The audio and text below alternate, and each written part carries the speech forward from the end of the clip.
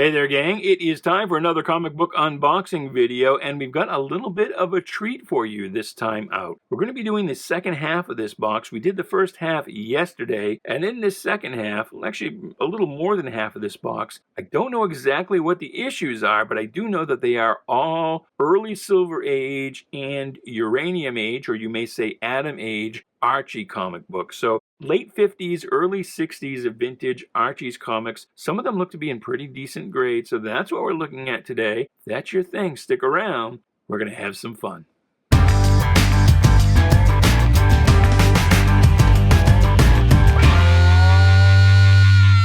Hey there, Bubby. Welcome to Shanghalla. My name is Duke, and this is an unboxing video. And yes, we are going to be looking at some Archie books today, and that is going to be exciting. Trust me on this. Take my word for it. I don't have any Archie action figures. I don't know if they even really make any. My favorite action figures are the Mego brand figures, and I guess it's probably too late to make an Archie figure. I don't know how well that would do in the marketplace. Probably when Mego had its golden age back in the mid to late 70s, that would have been the time to do Archie figures.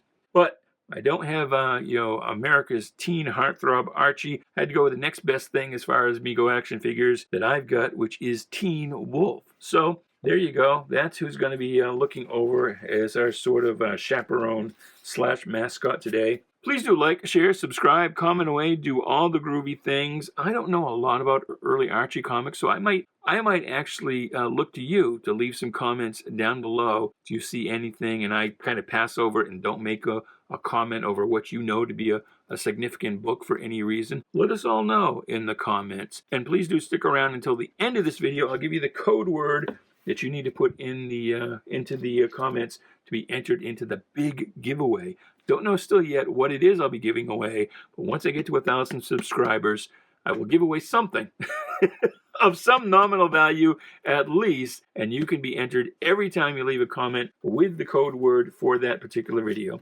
So you could get, if it takes me 100 videos to get to 1,000 subscribers, I'm at about 814 as I film this, and frankly, it's a long, slow, hard slog. This is not a high-growth channel. It's been around for about a year and a half, and I'm still only at about 800 or so.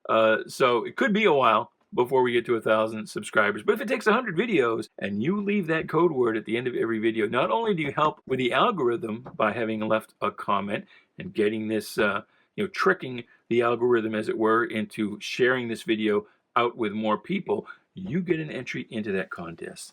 You could get, I don't know what wonderful thing it's going to be, but anyway, all right, let's get right into it. Let's take a look and see what we have here. And I really love this art style. These days, again, I've said this in a recent video when we looked at some Archie comic books, and today, of course, in recent years, Archie has tried to modernize the look of its characters, but when it does do in the classic Dan DeCarlo style, they have kind of an uncanny valley feel to them. It's like it doesn't quite look right. It's like in animation when somebody tries to imitate the voice of a popular character like Bugs Bunny or Daffy Duck, and it sounds a little off, because they're trying to imitate that and it's not quite on. It's that same kind of feeling. It's a little disconcerting. But I grew up with Archie. Now, I never would have bought an Archie comic book in the 70s. When I was a young lad at that time, I was all about the superheroes. I mean, I didn't even really buy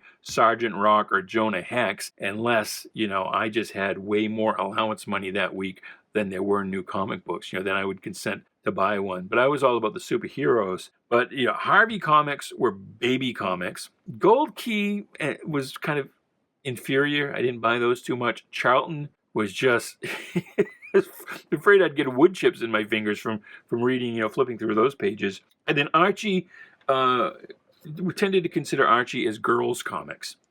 But these days I really do like Archie, and I especially like this vintage, the late 50s, early 60s. That's just a really good classic art style. And as I say, I grew up in the 70s with Archie, and that definitely, that's the style I'm most used to. That's when I think of Archie, that's what I think of. Just like when I think of Batman, I think of Jim Apato's Batman. When I think of Superman, I think of Kurt Swan's Superman. And so, even though the 70s is what I think of, I actually like this art style a little better. Something about the ink line. They get a nice, variation, nice variety in the ink line. Here's something you don't see that often, and that is Super Duck, which lasted much longer than you would have thought. But that was Archie's attempt at a copyright infringement. Here's some more Super Duck. It's like, who are we ripping off? DC Superman, Walt Disney's Donald Duck. But I guess if you mix enough genres together, you can convince somebody it's a new thing. Laugh Comics. Now, I always knew Laugh as just Laugh, and Pep was just Pep, but this is old enough that it still has the comics in it. This might even be Golden Age. It's only issue 41. That's pretty good. See here again, this is a little uncanny valley. Even though this is closer to the original Bob Montana depiction of the character of Archie and Veronica and Hiram Lodge, still pretty neat, but still looks a little weird off to me. Archie used to have this gap tooth thing going on, but they're recognizable, but they look just a little different. Here's Laugh number 60. This one, all new stories. This one might even, I don't know. I guess I could open it up. It might even have some superhero stuff in it still. I don't know. Maybe we'll do a grading video with some Archies. Grading videos don't do that well, though, and I have a feeling that a grading video of Archie comics would do really, really not well. Here's Archie number 114. This is the only outfit he had for decades. And I like how this cop is like kind of more realistic, not quite as cartoony. Archie with a pink cover. My goodness. Now this is a great art style. Again, we've gotten out of this more archaic look here into what is really a classic. And this is probably Dan DeCarlo. This is pre-Dan. This is kind of Dan Golden Age. The 70s is when they'd kind of really fix the house style so that anybody could just about do it. Although for some reason, nobody can do it today. That one's probably going to be a popular one with Frankenstein, or if we're going to be pedantic, Frankenstein's monster, blah, blah, blah. But anyway, here's Archie 128. Get a free bike. Look inside. Oh, my. It's that same cop. It really is. And you got to be careful with Archie covers, too. You get these double entendre covers, like the classic one. We probably won't see it here. If it was in here, I'm sure it was sent to CGC. But the one where Archie is carrying Betty in his arms, and there's a bunch of guys in the pile behind him, and he talks about how in order to get a date with Betty, he had to beat off 3 guys. Which means something a little different today than it did then. So you got to be careful. Some of these covers can be very risque. So you always want to read them pretty carefully. And then a lot of times it's just a lame joke as well. So that was 1966. So we've kind of run the gamut here. Let's see what else we've got. Archie's Joke Book, number 18. Of course, they were about it's a rare multi-panel cover, and again, kind of that early art style still with the gap teeth. Archie is something that's had about a bazillion different titles as well. Of course, when they named the company, rebrand it after the character, I guess that would be the result. It would be as if Harvey had become, Richie Rich Comics. But I don't think Archie ever had as many titles as Richie did. Good Lord. There was a time there when Richie had like 40 different books a month, and I'm not exaggerating. This is sexy. That's the other thing too, and of course this brings out the gives you a little bit of a creepy pedo feel. But a lot of the drawings of Veronica and Betty, even in this deceptively simple art style, were still quite sexy. And Dan DeCarlo, he did a lot of pinup work for Playboy and things like that. He did a lot of really risque work as well. It wasn't all kid-friendly cartoon stuff. Archie's Madhouse, when it started out, it was this kind of quasi-sci-fi title. Jughead's Fantasy. Huh. Doesn't have an issue number on it, so it's probably a 1 or 2 or 3. You know, I've told you that story before in past unboxings about why they tried to avoid putting an issue number on early issues, because that was kind of a death knell. There was a time actually when putting out a new number 1 was frowned upon.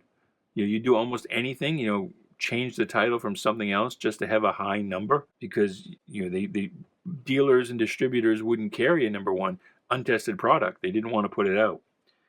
Tales calculated to drive you bats. And that one might also be a low issue number. I don't know if it's number 1 or not. Archie's Pal Jughead Comics number 19. Well, that is definitely golden age. This is early. Wow. And here we're up to number 32, again with the multi-panel cover. He doesn't seem to quite Cecil. Where the hell's Hot Dog? When did Jughead ever have a dog named Cecil? Huh. This is interesting. Is he colored in, or is he actually? That would be actually very very progressive. Wow, a lot of rust on the staples of this issue. I'm trying to see. I can't tell if this character is colored in with a marker, or if that is meant to be a black character. And if so, that's a black attorney, which would have been somebody has done a little graffiti work here. That would have been quite progressive for that era. And here's Archie's Girls, Betty and Veronica, number 20. That's nice. Very nice. Number 21. Well, I guess they did a lot more of these multi-panel covers than I had thought. Must have been a whole period when that was the rage. The worms went for more bait. Number 47. Life with Archie. And that was an interesting title for a while. They would do some things in this title that were really, I don't want to say more adult orientated, but more, you know, it wasn't just one-page jokes. You know, it was more of a, and again, not continuity, because they were all, you know, done in one, but it would be like fairly extensive stories as compared to the regular Archie book. Don't know what issue number this one is. It doesn't say. Riverdale High School with a robot carrying his books. And so see here, like I say, this was, you know, where it was all the standard, you know, relationship and the Betty versus Veronica stuff. In the regular Archie books, you would have these kind of, in Life with Archie, these kind of adventure stories. That's a cool cover, by the way. That is really neat.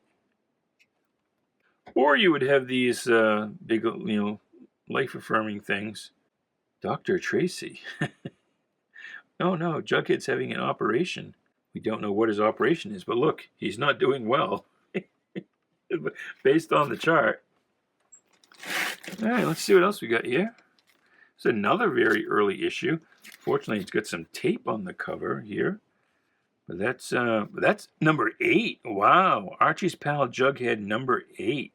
Cool. By Bill Vigoda, who, now, I've tried to tell this story before, and I get it wrong.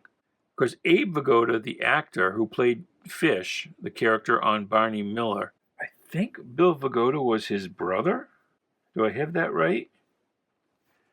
Not sure.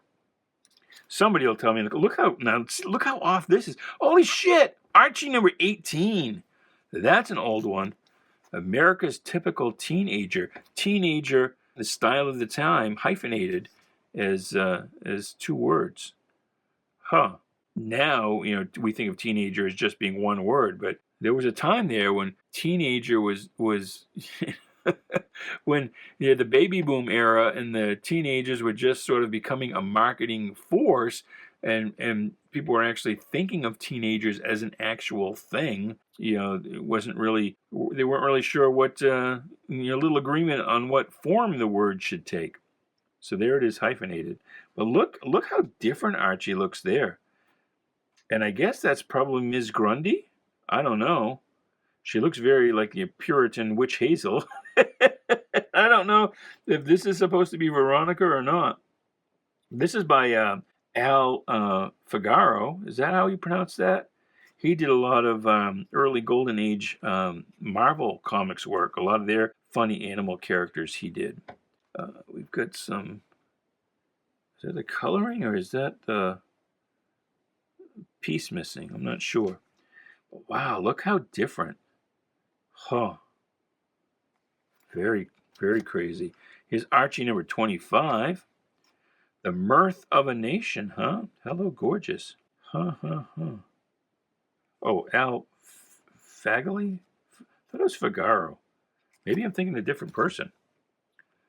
Here's Archie number 35. Hot Fudge Sundae. Dun. She's as pretty as a hot fudge sundae. Jughead looks a little weird here. Archie number 37. Huh, America's largest selling teenage magazine. Interesting. Well, that was easy to do when you were like the only one. When you're out there blazing that trail. Here's number 39. Ha. Wow. Archie's joke book number 3. Wow. You know, it's unfortunate. These won't do nearly as well on eBay as they should. But there they are. Now here we're a little later. More of the classic Archie look here. This is probably about a mid-60s Silver Age book, Archie and Me. Doesn't say what issue number it is. The World of Jughead. Now you gotta be a little careful. This is Archie Giant Series magazine. That's the actual name of the title. And it would be something different each issue. And a lot of times it would be something that they would put out, if not right then, at some period before or after, might have been an actual title. And I don't know off the top of my head if there ever was a The World of Jughead title from Archie. But there might have been. So you have to be careful. You know, do you have The World of Jughead 19 or is it Archie Giant Series Magazine 19? And that gets harder to tell as the run goes on. Archie's Giant Series ran like 500 or 600 issues. You know, quite a lengthy run, which is, you know, partly because they were putting out more than one of them a month. But it wasn't really, you know, into the 70s, it was just a regular sized book. It wasn't really a giant sized book like this, you know, big square bound thing. And even here where it's just, you know, kind of lower point words, it would almost be, the Archie Giant Series magazine part would almost be hidden on later issues. You had to kind of Where's Waldo to even find it. But anyway, that's kind of a neat little sci-fi thing there. Archie's Madhouse. Oh no, what? He's with Betty and Veronica. That's crazy. Betty's face.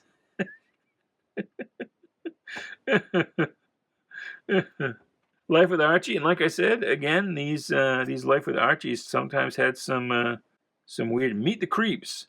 That was Archie's version of the Munsters, but they would do some kind of far out stuff. Josie and the Pussycats, 46. Now, the title was initially just Josie, and there were no Pussycats, but then that came along later at some point, and I can't even tell you exactly when. And it might even be this issue. I'm not sure. Where I think the Pussycats appeared in a couple of issues, and then they changed the title to Josie and the Pussycats.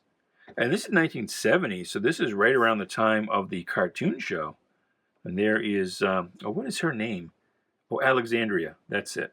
But I want to say I have issue 44 in my brain as being the first actual Josie and the Pussycats. But maybe it's 46. I'll have to look it up.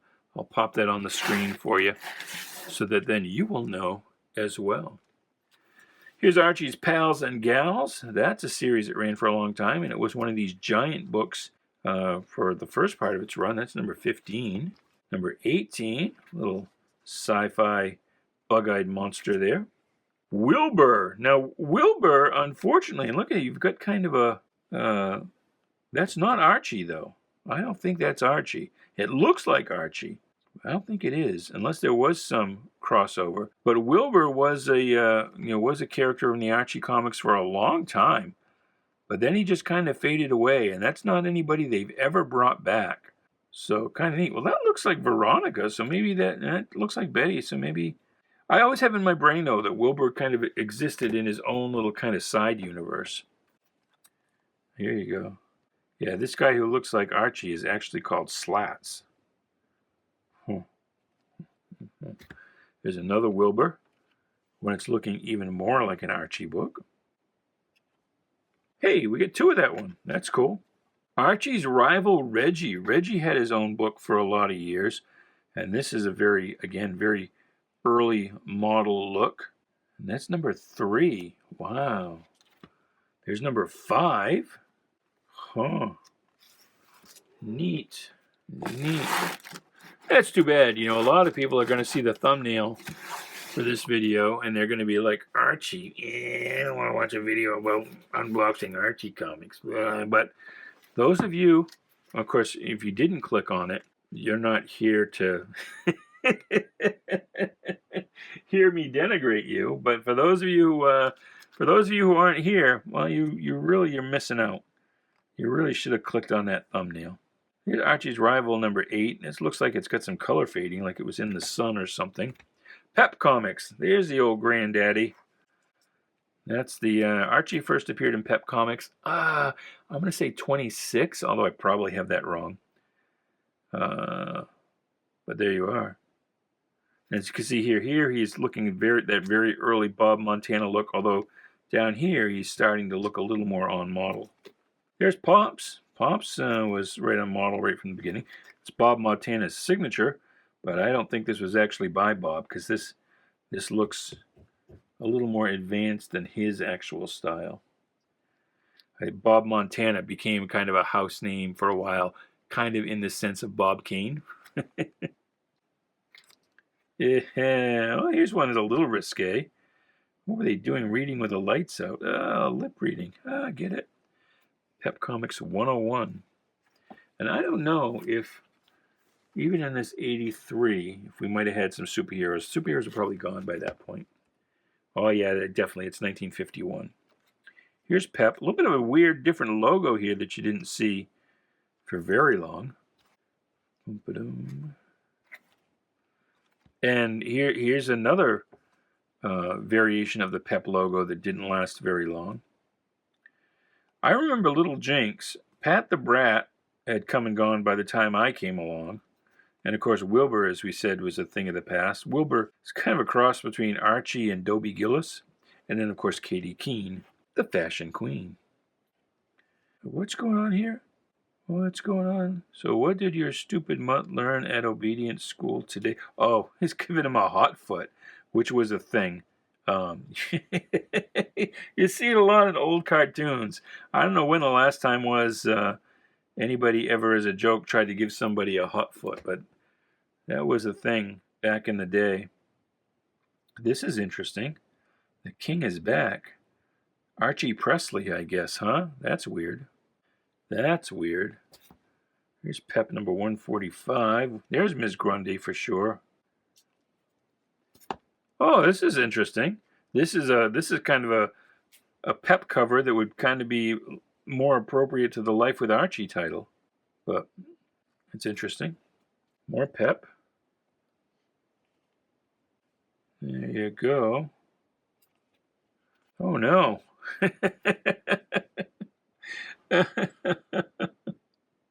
Find out who has the right of the way. How about just getting out of the way? Although, you know, you can't get out of that fast enough. I've seen enough near misses in lobster boats here off the coast of Maine to know you can't paddle fast enough. Nope. No siree. Well, there you go. That's it. That's all those Archie books. That was fun. I enjoyed that. So I hope you did as well.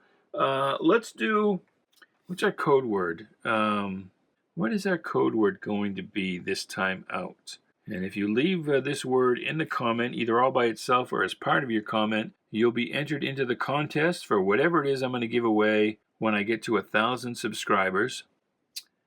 And so just leaving that will help feed the algorithm to help push this video out to more potential subscribers. So there's 2 reasons to do it. If you're not totally in it for the prize, you can do it to just kind of help a fella out. Well, I guess we'll just go. Well, Archie's a redhead, so red booger. Red booger is the code word. So leave that in the comments below. Red Booger, if you made it this far into the video, you know what to do. And we'll look forward to seeing you tomorrow. And until then, goodbye, good luck, and please be good to each other.